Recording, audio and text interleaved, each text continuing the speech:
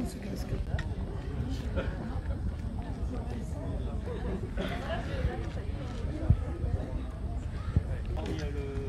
aura la verrière qui sera sous la volée de toit du bas.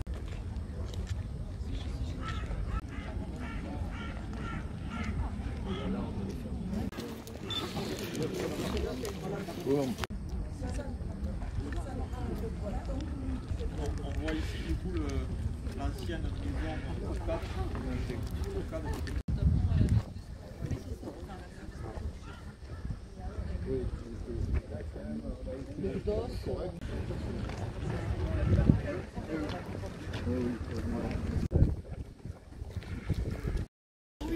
Ciao,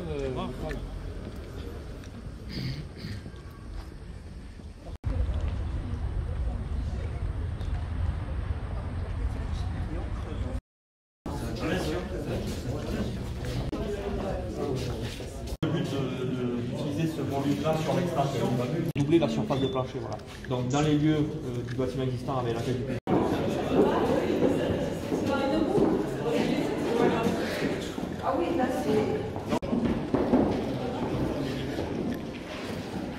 curer l'ensemble des ouvrages de second œuvre pour revenir au brut. Et dans le but en fait aussi de tous les déchets issus de cette déconstruction sont valorisés, sont triés et valorisés.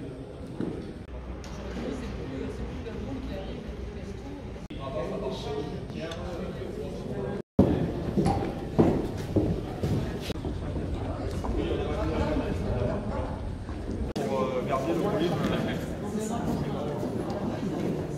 Ici on est sur le parvis, on retrouve devant nous les bâtiments qui seront conservés, le corps central et les deux ailes latérales qu'on retrouve ici.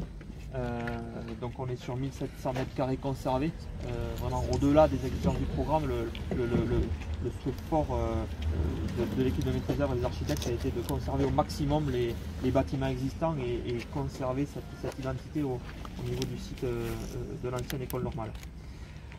Donc on le retrouve ici, le bâtiment en blanc conservé. Les bâtiments en rouge, les anciens pavillons ont été démolis pour pouvoir je dirais, libérer l'espace autour pour pouvoir accueillir les extensions qui abriteront tous les espaces de conservation et magasins. Donc on vient reconstruire un U en fait qui vient englober ici en bleu le bâtiment existant. Juste le regret que je formulerai, mais ça on n'y peut rien, c'est de ne pas avoir pu rejoindre les deux bâtis là, parce qu'on arrivait à une densité qui nous faisait dépasser le coefficient d'occupation des sols du PLU de la ville de Tarbes. Donc il a fallu tronquer un peu sur. Voilà. Cette percée ici, tout à fait. Bon, ça ne remet pas en cause le contenu du projet, mais bon, ça aurait pu donner une dimension supplémentaire. Donc sur les extensions, on est sur les ailes latérales d'un niveau de sous-sol jusqu'au R+1, donc sur 3 niveaux. Et sur le corps arrière, lui, est plus en hauteur. On est sur du R+3, du sous-sol au R+3. Tout l'enjeu du projet pour augmenter, je dirais, la capacité de surface de plancher par rapport à l'emprise au sol, ça a été de jouer sur les hauteurs d'étage, c'est-à-dire que on voit que sur le bâtiment existant on a des grandes hauteurs sous plafond, donc le but dans les extensions ça a été de profiter de ces hauteurs là pour créer des niveaux supplémentaires et décupler les surfaces de plancher. L'espace du patio qui correspond en fait à la jonction entre le bâtiment existant et les extensions, c'est vraiment le lieu de circulation, de vie du projet, à la fois où se mêlera le public et le personnel. Ça a été un peu construit comme une sorte de vivarium où c'est que le public en fait pourra voir l'activité des agents des archives sans forcément mêler les flux. Et ensuite on retrouve des vues du projet, donc notamment avec l'entrée sud côté Georges Magnoac, de l'autre côté où on ira tout à l'heure, de l'autre côté du bâtiment ici. Cette entrée en fait a été conçue également pour accueillir, je dirais, le flux du public, pour conserver le caractère traversant de la parcelle. Initialement, cette parcelle en fait était utilisée dans l'axe nord-sud sur Tarbes pour la circulation piétonne. Donc voilà, le projet conserve cet aspect-là, à la fois avec ce cheminement ici à l'ouest, mais également pendant les heures d'ouverture, où c'est que le public pourra traverser le bâtiment, s'arrêter, profiter des activités et des expositions ou je dirais des animations culturelles menées par le service des archives. Le but, c'est vraiment d'inviter le public à l'intérieur du bâtiment. La salle de lecture où on ira tout à l'heure, de la charpente existante qui sera mise en valeur. Donc voilà, une architecture avec des matériaux locaux, on le voit, l'ardoise, la pierre et le bois en majorité à l'intérieur. L'idée de ce chantier, c'est qu'on a essayé de réduire le nombre d'entreprises. On est sur 7 entreprises pour l'ensemble des corps d'État. On a essayé de bâtir quelque chose qu'on appelle un macro-lot, c'est-à-dire de regrouper tous les corps d'État avec un seul mandataire. Donc notamment pour le lot 1, donc le titulaire du marché, c'est l'entreprise Sexaya, qui est titulaire de l'ensemble des corps d'État pour le clos couvert, c'est-à-dire il assure de la démolition jusqu'à la fermeture et de la mise hors d'eau, hors d'air du bâtiment. Voilà. On a fait ce choix-là pour justement les contraintes techniques à la fois structurelles avec la construction d'un sous-sol au droit du bâtiment existant du 19e pour les suggestions de fondation de terrassement qui sont assez complexes, mais également après on a également mis en place un macro-lot technique avec tout ce qui est gestion technique du bâtiment, traitement d'air, électricité, parce qu'on a un fort enjeu en fait au niveau des conditions de conservation des documents, où on doit respecter des hygrométries très stables dans le temps. L'objectif, c'est de réinstaller effectivement la totalité de l'activité du service des archives départementales sur le site. Donc à la fois la partie, je dirais, bureau qui sera au premier étage, l'accueil du public, et puis toutes les fonctions techniques, à la fois de collecte, de conservation, de restauration des documents, et bien entendu, ce qui constitue toujours dans un bâtiment d'archives la plus grande partie en surface et en espace sont les magasins de conservation. Même si effectivement le bâtiment actuel de la rue des Ursulines sera conservé en annexe, ce sera uniquement un lieu de stockage. La totalité de l'équipe et du travail se déroulera dans le nouveau bâtiment. Donc avec le point qui est notable, et j'ai bien aimé le mot de vivarium, en fait on tourne autour depuis le projet, c'est qu'effectivement ce bâtiment soit transparent, c'est-à-dire à la fois c'est un écrin qui contient un trésor, donc qui est fermé, les magasins ne sont pas accessibles au public, il y a une forme de protection, mais le bâtiment est très ouvert, donc il est traversant. Le public qui viendra aux archives, mais également éventuellement des curieux pourront traverser le bâtiment et voir ce qui se passe dedans. On l'a dit, dans le patio, les gens pourront voir effectivement une partie du fonctionnement du service sans forcément rentrer. Et puis il y a un espace donc, qui est sur la façade, donc en gros qui sera positionné derrière nous ici, qui est l'atelier de reliure et de restauration, qui est un des cœurs du service, qui sera au rez-de-chaussée, visible depuis la rue, c'est-à-dire que on aura les fenêtres et donc le public en passant dans la rue Eugène Thénault pourra voir travailler et fonctionner l'atelier de reliure et de restauration. Donc tout en n'y ayant pas accès, on ne pourra pas rentrer, mais on pourra voir effectivement le travail qui est fait pour conserver et faire durer les archives. Des parkings, on le voit sur le projet, qui sont prévus pour pouvoir effectivement accueillir donc à la fois le parking du personnel, mais surtout le parking du public. Donc un fonctionnement normal du service, il n'y aura pas d'impact sur le quartier puisque nos lecteurs se gareront sur le parking interne. Mis d'accord sur le principe de garder quand même qui est l'ossature majeure de cette ancienne école normale, c'est-à-dire ce bâtiment central et 2 ailes, comme ça vient d'être dit.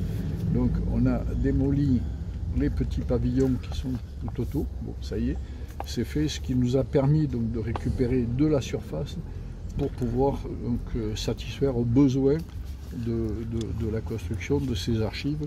Et au linéaire, je crois 22 ou 23 km. 27 en capacité, 27 km. 27 en capacité. 27 km de 27 capacité. km, bon, il y a de quoi faire, comme un petit moment. Bon, donc voilà, aujourd'hui, je remercie quand même le cabinet IDOM, donc, qui est un cabinet un gros cabinet qui nous vient de Bilbao et qui a construit ici à Tarbes l'usine des sports.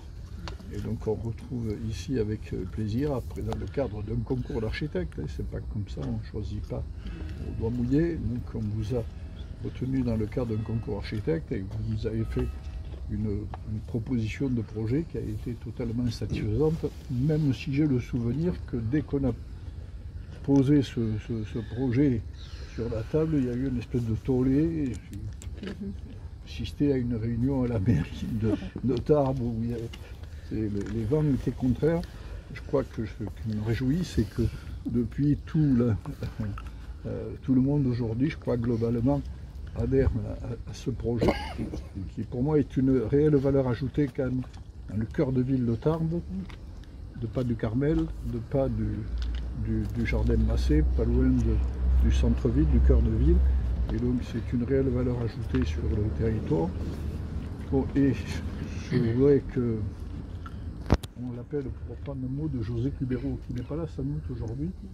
José Cubero qui souhaitait appeler ça la maison de l'histoire.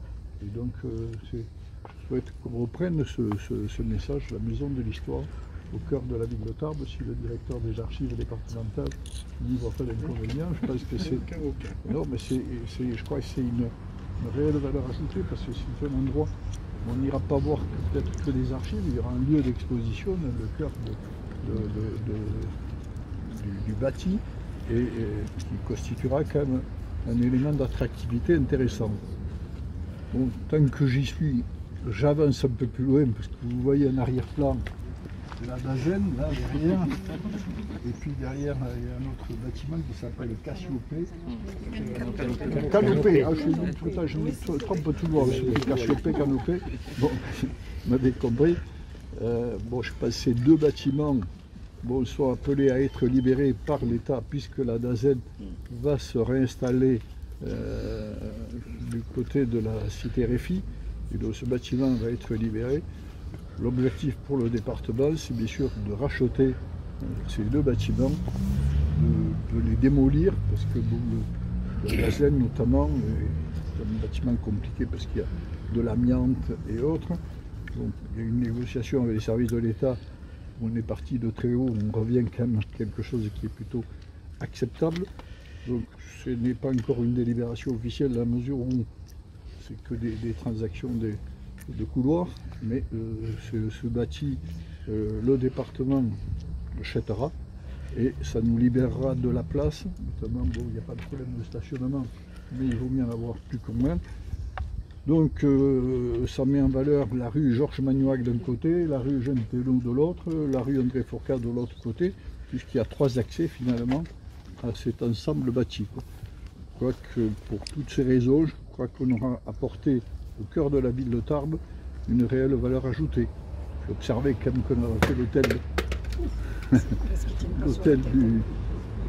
du département, l'hôtel du Prado, le collège Victor Hugo,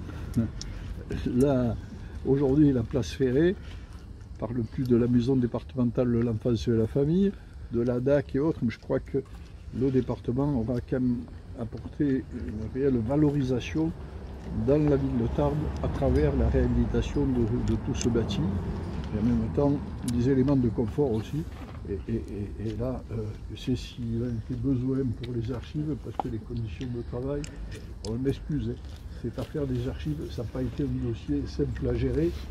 Pendant 10 ans, ça a été quelque chose d'assez compliqué, mais je crois que le résultat sera à la hauteur de nos attentes. Bon, j'ai associé bien sûr Pascal Perrani en tant que vice-présidente en charge des bâtiments. Voilà, c'est un beau projet qui a nécessité du formalisme, une mise en adéquation du PLU de l'agglo et tout ça. Bon, les permis ont été déposés, il n'y a pas eu de recours. Je crois que le voisinage ne crée pas de difficultés, au contraire. On se réjouit, peut-être le chantier fait un peu de bruit. Non, un peu de poussière aussi. Un peu de poussière. Oui, mais c'est pas grave. Il faut attendre qu'il pleuve. Non, c'est sympa. Voilà. Ils travaillent super bien. On voit tous les jours leur travail. Bon. C'est vraiment un plaisir d'habiter à côté. Voilà. Et alors, tout ça va vous apporter une réelle valeur ajoutée à votre patrimoine respectif tout autour. parce que c'était un lieu qui commençait à devenir squatté et pas forcément trop bien fréquenté. Aujourd'hui, quand même, ça sera un lieu qui aura de la noblesse et qui apportera une réelle valeur ajoutée au cœur de ville et en même temps au voisinage immédiat. Je suis heureuse quand le projet a été décidé, en dehors de toute idée politique, lorsqu'on a décidé d'implanter les archives ici. Parce que les archives, c'est la mémoire du département. La mémoire, elle est dans la tête. La tête, le chef. Donc, sa place, c'est au cœur du chef-lieu du département. Parce qu'on oublie trop que c'est la mémoire du département. Tout à fait. Donc, elle est super bien placée, ici, au cœur de la ville. Et je ne sais pas si les Tarbais s'en sont rendus vraiment compte. Je ne suis pas sûr. Il va falloir le dire et le redire. Je ne suis pas sûr, oui, mais vous avez raison d'insister. Au cœur de la ville. Et ça, c'est un truc qui est une contradiction avec ce qu'est la mémoire et ce que sont les archives. C'est vrai. Donc les Hautes-Pyrénées vont être un exemple. Vous allez voir, je ne serai plus là pour le voir, mais je pense que dans les années qui suivent, on prendra comme exemple les Hautes-Pyrénées. On y sera tous les deux, parce qu'on n'est pas trop loin. Là, on va toujours se faire plaisir. En tous les cas, je tiens à rappeler que François Marcos ne m'a pas lâché les baskets pendant toute cette Mais je ne vais période. pas vous lâcher même encore. On fera par plusieurs étapes successives de transfert des documents qui sont conservés sur l'annexe de Bordère-sur-les-Chaises, dans l'ancienne salle des ventes Saint-Jean, et ensuite de ce qui viendra du bâtiment de la rue des Ursulines. Donc là, on aura un jeu de Tetris extrêmement compliqué, de déménagement, de replacement des fonds d'archives dans le nouveau bâtiment. Il y a aussi des conditions climatiques extérieures, de manière à ce qu'une fois que le bâtiment est terminé, il doit être stabilisé, livré stabilisé. Et il faut qu'on fasse le déménagement de manière extrêmement subtile, parce qu'en fait, quand on déménage les archives, on amène des tonnes d'eau dans les magasins. Les archives, c'est du papier, c'est plein d'eau. Donc il faut que, au fur et à mesure, la climatisation et la climatique du bâtiment s'adaptent et s'équilibrent. C'est-à-dire, c'est pas juste, effectivement, on transfère et on rouvre. Sinon, on fait comme nos collègues d'un département de l'Est de la France, où le déménagement s'est fait de manière extrêmement brutale, dans un bâtiment qui était à peu près équilibré à la livraison. Et en fait, ils ont mis 2 ans et demi à rétablir les conditions climatiques dans les magasins. Donc pendant 2 ans et demi, les archives ont été fermées. Ça n'a pas été très bien vécu localement par personne. Voilà, donc on va s'éviter ce genre de situation. On a autant s'inspirer de capitaliser toutes les expériences des autres et essayer de faire au mieux de manière à ce que ce soit fluide pour nous. Il y a vraiment une richesse souvent mal connue, parfois même méprisée, de ce territoire. Dans chaque commune, il y a des ensembles de documents qui tracent la vie des populations et des territoires. Et c'est vrai que dans les Hautes-Pyrénées, avec un réseau de toutes petites communes, c'est le département qui a vocation à assurer la conservation de cette mémoire. Alors là, je rends hommage à mes prédécesseurs, à Jean-François Lenaille et à Françoise Marcos, qui avaient lancé ce travail en 1993 et qu'on poursuit aujourd'hui et qui nous met, encore une fois, à l'échelle nationale assez en pointe en termes de conservation des archives des communes. Et ça, c'est quelque chose, c'est un service que le département rend à l'ensemble du territoire, encore une fois, depuis Saint-Lanne jusqu'à Aragnouette et de Cotteret jusqu'à Terme-Magnoac. Donc là, on couvre tout le territoire, on a cette relation avec l'ensemble du territoire. Et la Barousse, bien entendu. Même la Barousse.